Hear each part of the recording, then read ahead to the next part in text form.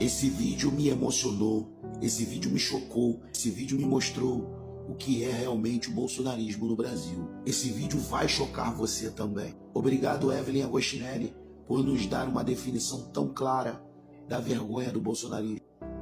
Eu ouvi agora há pouco no ICL uma entrevista com o deputado italiano Angelo Bonelli, que foi quem indicou às autoridades na Itália onde se encontrava Carla Zambelli, que com isso ajudou na realização da sua prisão ontem.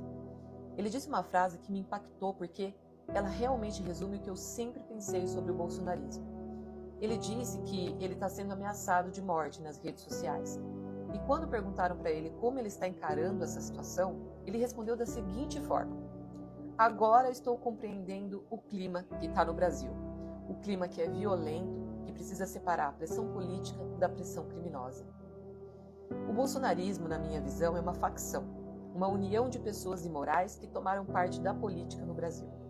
O ódio na Lava Jato, o desenvolvimento de uma corrente de intimidação da justiça, que já começou lá atrás com os procuradores, especialmente o Dallagnol, e o fomento da imprensa, da mídia, que sendo antipetista desde sempre, aproveitou aquele momento para focar a raiva da sociedade, especificamente nos partidos de esquerda. Tudo isso foi o que gerou esse segmento chamado bolsonarismo, onde pessoas com rancor, frustração, fúria, revolta, muitas delas más e até criminosas, se juntaram, se colocaram no mesmo balaio e encontraram dentro dele um líder, uma pessoa que sintetiza tudo isso, todos esses maus sentimentos. E para não se sentirem mal, as pessoas que decidiram concordar em sentir esses sentimentos detestáveis se esconderam atrás de um falso véu, ao qual deram o nome de religião, de Jesus Cristo, de Deus. Como se alguma religião fosse mesmo capaz de salvar essas pessoas de seus pecados, mesmo que elas não se arrependam, mesmo que estejam orando ajoelhadas ao mesmíssimo tempo em que praticam maldades e crimes. Bolsonaro conseguiu, não sei com base em algum estudo psicológico ou se alguém que tenha feito isso por ele, unir muita gente em torno dessas sensações e atos ruins e justificá-los num discurso que envolve ódio e Deus, quando na verdade estas duas coisas são completamente contraditórias. E para haver pastores e outros líderes religiosos que concordassem com isso, certamente tiveram algum ganho, algum benefício. Talvez o perdão de dívidas com o Estado, a impunidade em relação a determinadas investigações policiais, ou até mesmo uma consciência psicológica única, eu não sei. Enfim, talvez um dia consigamos ter acesso ao que está por trás disso. Mas o que é mais importante dizer é que a política no Brasil antes de Bolsonaro, por mais brigas e lutas de classe que tenham havido, e marcado mesmo a nossa história, nunca houve tanta evidência de pessoas que, infiltradas na política, praticassem crimes, muitas vezes escancaradamente, e que ainda tivessem apoio social. Antes de Bolsonaro, não havia tantos políticos de esquerda com escolta policial. Hoje, até muitos jornalistas precisam circular assim.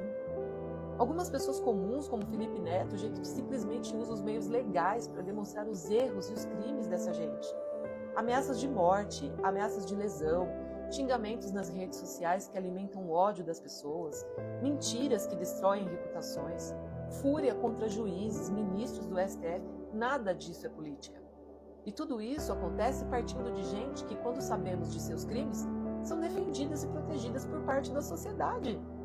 Ou seja, o bolsonarismo se consolidou como uma facção de gente que aponta o dedo aos outros, mesmo com mentiras, destruindo a vida dos outros, e quando são chamadas pela justiça a responderem por seus próprios crimes, contam com o apoio de uma parte da sociedade que está cega e que por isso não consegue enxergar os crimes de verdade e quem que está praticando esses crimes.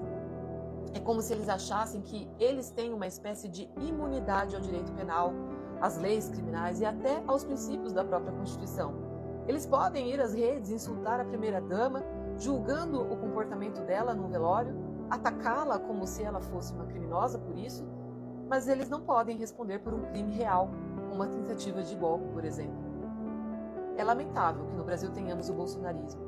É deplorável que ainda exista tanta gente comum que sofre com a falta de projetos dessa gente que entra na política, ou com os votos que destroem os projetos sociais já existentes, mas que ainda assim estão lá, firmes, defendendo aquilo que simplesmente não tem defesa.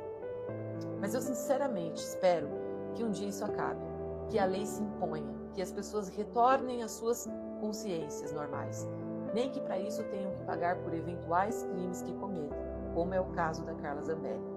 E que assim aconteça. Se você chegou até aqui nesse vídeo, é porque ele realmente mexeu com você. Então já aproveita, comente qual a sua opinião a respeito de tudo que você ouviu. Salva o conteúdo e distribui para a maior quantidade de brasileiros possíveis que você possa, porque esse vídeo realmente é foda. Aqui na bandeirinha você favorita, para você nunca mais esquecer do que é o bolsonarismo no Brasil e assistir sempre que você tiver necessidade. Coraçãozinho, deixa ele vermelho, curte e aí você republica para que esse vídeo ele consiga alcançar a maior quantidade de pessoas possíveis no Brasil e no mundo, para que eles realmente entendam, aprendam, conheçam sobre o que é o bolsonarismo e quem sabe não acordem e não saiam desse transe. E se você gostou desse vídeo, gostou desse depoimento fenomenal e quer receber mais conteúdos como esse, me segue